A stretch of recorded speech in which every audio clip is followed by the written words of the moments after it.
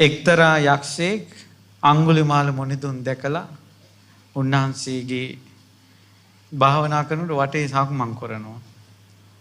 හරි ආදරෙයි. සාමාන්‍ය මම හිතන්නේ අඟුලිමාල මහරහතන් වහන්සේ රත්තරන් පාටට බැබලි හිටපු කෙනෙක් කියලා.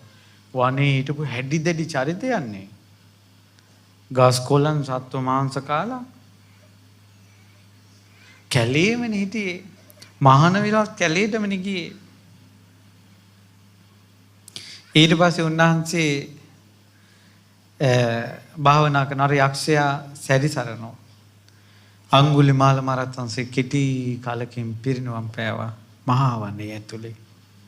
ගොඩාක් කල් හිටියේ නෑ. ඊට පස්සේ උන්වහන්සේගේ ශ්‍රී දේහය තෙරුන් වහන්සේලා දර දාලා ඒ දේහය දැව්වා. හිතා ගන්න බෑ ඒ ගින්දර කොහොමද මගේ මුනිතුන් දැව්වේ කියලා. අර නිතර භාවනා කරනකොට සක්වලම් කරන යක්ෂයෙක් හිටියනේ. අනේ මගේ මුනිදුන් ආයේ කවද දකින්නද? මට නම් ජීවිතයක් එපා කියලා.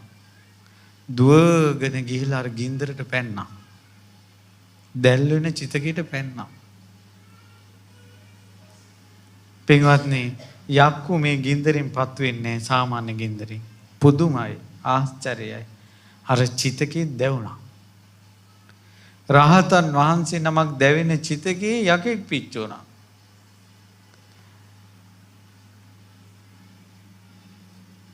අඟුලිමාල මහරහතන් වහන්සේගේ දේහේ දැවිලා ඉවර වෙන්නක් කලින් ඒ ධාතුන් වහන්සේලා දෙව්ලොව වඩම්මනකොට එයින් දෙව්ලොව ධාතුන් වහන්සේලා වඩම්මනකොට මේ යක්ෂයා මෙතනින් චුත වෙලා දිව්‍ය ලෝකෙ ඉපදිලා.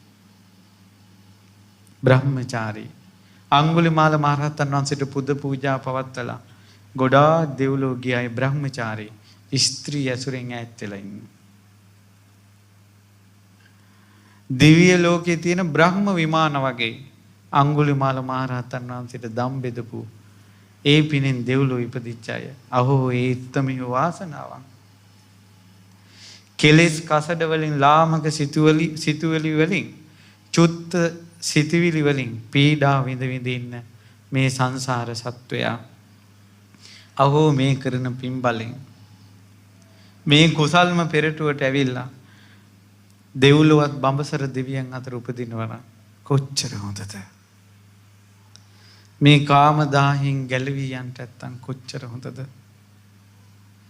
ඉතින් ඒ උත්තමයාගේ ශ්‍රී දේහේ දැවිලා ගියා. ධාතුන් වහන්සේලා නෑ මිනිසුන්ට පේන්න. පෙලක් තැන්වල කතා වුණා. හැමතැනම ආරංචි නෑ රහත් වෙලා කියලා. පෙලක් තැන්වල සංඝයා කතා වුණා. අඟුලිමාලයන් පිරිනුවම් පෑවා. කොහේ ඉපදුනාද දන්නේ නැහැ කියලා. ඇයි අර දේහේ අලු නැහැනේ, ධාතු නැහැනේ. මක්ක වුණාද ඒවට? දෙවියන් රැගෙන ගියා. ඊට පස්සේ බුදුරජාණන් වහන්සේ වදාලා පින්වත් මහණෙනි ඒ බ්‍රාහ්මණයා පිරිනුවම් පෑවා කියලා. එතකොට අදටත් මිනිස්සු අතර ධාතුන් වහන්සේලා ගැවෙසෙනවා නම් උරුමකාරයන්ට ලැබිච්ච ධාතුන් වහන්සේලා තමයි අදත් මිනිස්සු අතරට උරුම උනේ. කවුද උරුමකාරයෝ? සමහර වෙට ඔය අඟුලිමාල මුනිදුන්ටම උපස්ථාන කරලා මනුස්ස ලෝකෙ ඉපදිලා ධාතුන් වහන්සේලාට වැඳ ඉන්න අය ඇති. එතකොට අර ධාතුන් වහන්සේලා රකින්න දෙවිවරු ඒ උරුමෙට ඒ අයට වඳින්න ලබලා දෙනවා, අනුකම්පා කරනවා. අඟුලිමාල මහරහතන් වහන්සේ විශේෂයෙන්ම අඟුලිමාල මහරහතන් වහන්සේගේ ධාතුන් වහන්සේලා ඉතුරු උනේම වැරදි කරන අයට සපත කර කර නැගී හිටින්න ශක්තිය දෙන්නයි. වැරදි කරන ලෝකෙට වරදින් අත්මිදෙන්න පිම්පුරවා ගන්නටයි. කුසල් කරන්නටයි. නිවනින් සැනසෙන්නටයි. පිරිනිවන් පාලා උන්වහන්සේගේ ධාතුන් වහන්සේලා තියෙන තාක් අපිට මේ විදියට අනුකම්පා කරනවා. නමුත් උන්වහන්සේගේ සත්‍ය කල්පයක් පුරා ලෝකෙට අනුකම්පා කරනවා.